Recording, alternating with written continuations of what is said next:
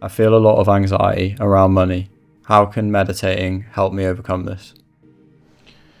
Yeah, so there's profound truth in what you're saying, and a wonderful statement that comes to mind is that pain is real, suffering is optional. And so, there can be these moments of financial contraction where we're fearful, worried, or concerned about our financial circumstances. And I know these situations very well. I've experienced having millions, I've experienced losing millions, I've experienced making it again. And then in that understanding the clear issue isn't about money and finance, it's about abundance, of which money and finance is an element.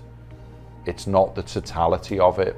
And we unfortunately have a population that is hypnotized into believing that money and finance will solve everything.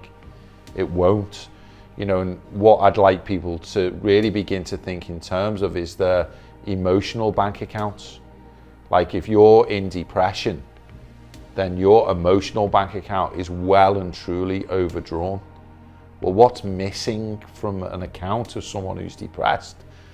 It's typically they're missing the things like gratitude, they're missing joy, they're missing connection to the simple things in life that used to light them up.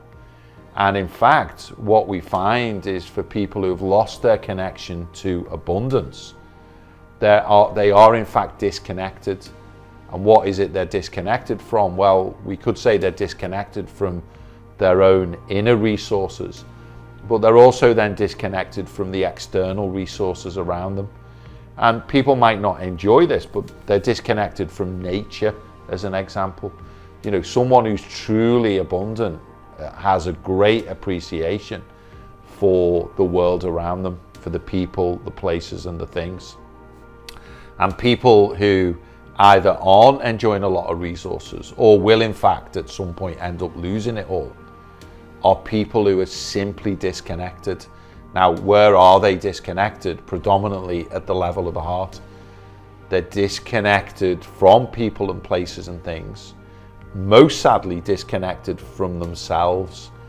They've stopped being introspective, sitting still, enjoying silence, learning how to be with themselves, and all regulating everything in relation to connection to self is what then allows you to move beyond yourself and to connect to others, to situations, to circumstances, and to true abundance.